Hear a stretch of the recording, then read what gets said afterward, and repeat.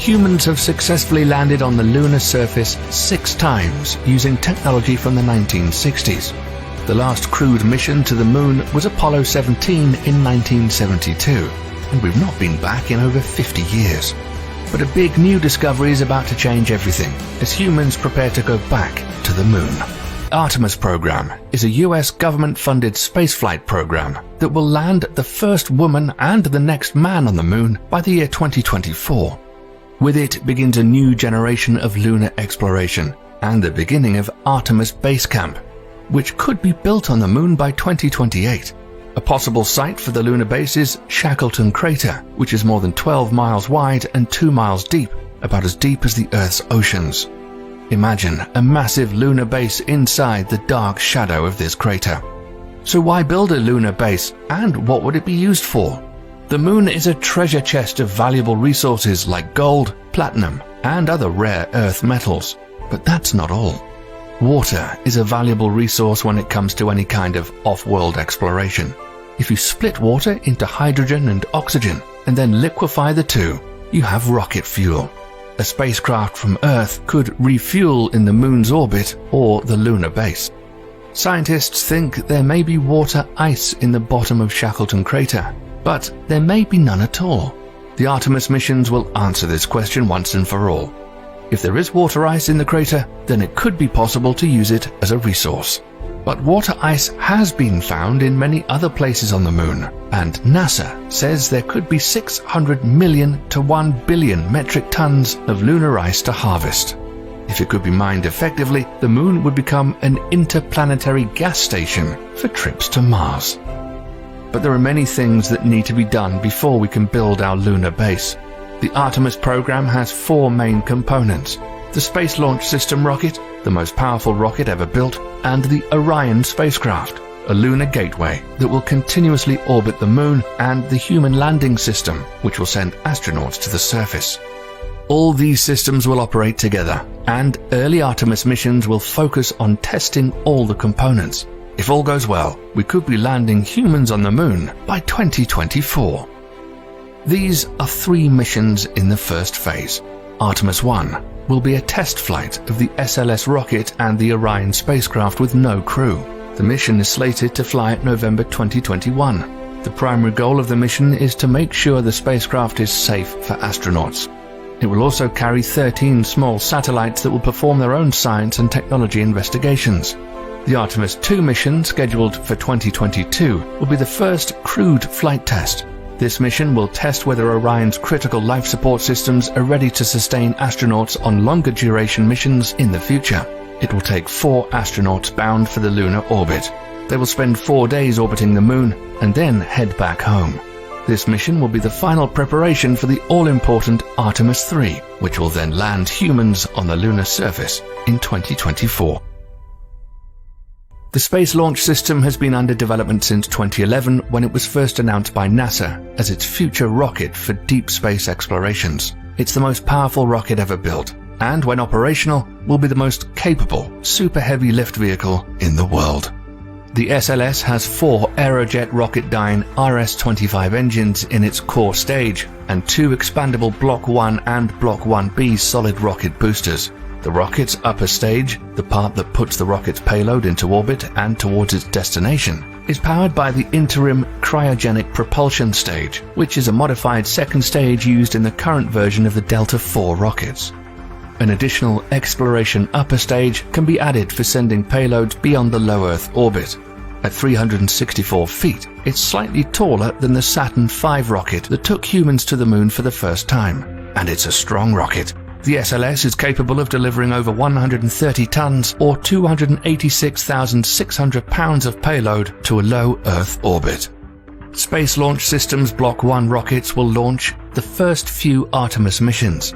It will then be upgraded to Block 1B and eventually Block 2, which will be able to take the Orion spacecraft directly to the moon in a single launch and possibly beyond.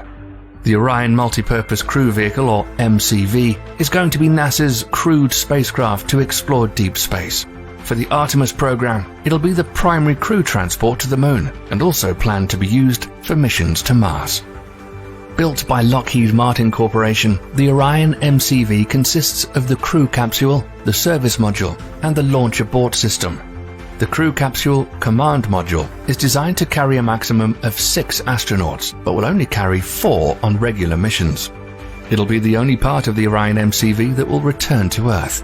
Attached to it will be the European Service Module, designed by Airbus Defence and Space. It'll serve as the primary power and propulsion component of the spacecraft until discarded at the end of each mission. And finally, since the entire orbit spacecraft is sitting on top of a rocket, which is pretty much a giant bomb with a nozzle, there'll be a launch abort system that sits on top of the crew capsule. In case of any accidents during ascent, it can fire its rocket motors and quickly eject the crew capsule away from the main rocket. It's basically an ejection seat for the Orion crew capsule if the worst were ever to happen. During a normal mission, after Orion separates from the SLS outside Earth's atmosphere, it'll fire up its single AJ-10 hypergolic rocket engine and put itself into a lunar orbit. Orion can stay in space 21 days undocked and up to 6 months docked. The Gateway is a critical component of the Artemis program and acts as a staging point for lunar surface exploration and eventually deep space missions as well. Once completed, it'll be a fully functioning lunar space station with its own propulsion unit, solar-powered communication hub, science laboratory, habitation units, and docking ports for spacecraft, payload modules, and landers. It will operate as a crew transfer facility, research platform, payload warehouse, and a command center for all lunar missions. The Lunar Gateway is a joint project between NASA, the Canadian Space Agency, the European Space Agency, and the Japanese Aerospace Exploration Agency. The first piece of the 55-ton outpost, its power and propulsion element, is scheduled to go into space in 2022. The habitation and logistics outpost will be assembled on Earth and sent into lunar orbit by 2023. More modules will continue to be added, including a robotic arm, logistics module, various airlocks for spacecraft, and a sample return vehicle. The Lunar Gateway will be considerably smaller in size than the International Space Station, having just 13% of the ISS's total pressurized volume, which has space equivalent to a comfortable 5-bedroom house. But Lunar Gateway's habitable volume will be like living in a recreational vehicle. That's why, unlike the ISS, the Gateway will not be crewed continuously, but it'll be inhabited at least once a year. An artificial intelligence-based robotic system, Canadarm3, will be able to tend to the Gateway when no humans are on board, including operating science experiments on the lunar outpost. Speaking of outpost, there has to be a way to get the astronauts down from the Gateway to the lunar surface. That brings us to the last part of the Artemis program, the Human Landing System. This system features an integrated lander vehicle that has the ability to go back and forth from the Moon's orbit and land humans on the Moon. NASA has selected 3 US companies to design and build human landing systems for the Artemis program. This means that all 3 systems will be used. Blue Origin will have a 3-stage craft called the Integrated Lander Vehicle. It'll be launched on its own New Glenn rocket system and ULA Vulcan launch system. A US company, Dynetics Corporation, is developing the Dynetics Human Landing System, a single structure providing ascent and descent capabilities that will launch on the ULA's Vulcan launch system. And finally, SpaceX and their Starship Lunar Lander, which is a modified Starship currently under testing. It will launch on the Starship Super Heavy. The entire cost of these 3 contracts are estimated at $968 million, and they'll form the backbone for the upcoming Artemis missions. Each lander has different capabilities when it comes to payload carrying capacity, getting on and off the lunar surface, mission duration, and survivability. After Phase 1 is completed, the second phase of the Artemis program after 2024 will focus on sustainable regular exploration of the Moon. In this phase, the Lunar Gateway will be used to conduct research and allow astronauts to take trips down to the surface. Science experiments in the field of human physiology, space biology, astrophysics, heliophysics, and planetary science will begin during this phase. Once on the lunar surface, NASA and its partners will develop the Artemis Base Camp to support longer expeditions on the surface. NASA is building a lunar rover called Volatiles Investigating Polar Exploration Rover, VIPER, that will land at the south pole of the Moon in late 2023 and will begin a 100-day mission looking for water ice and help us figure out how to harvest the moon's resources to further human space exploration. The Artemis program will incrementally build up the capabilities on the moon from that moment on. This will be the first step in preparing for the human exploration of Mars. If all goes according to plan with the Artemis program, perhaps we'll see a fully functioning lunar base within the next decade.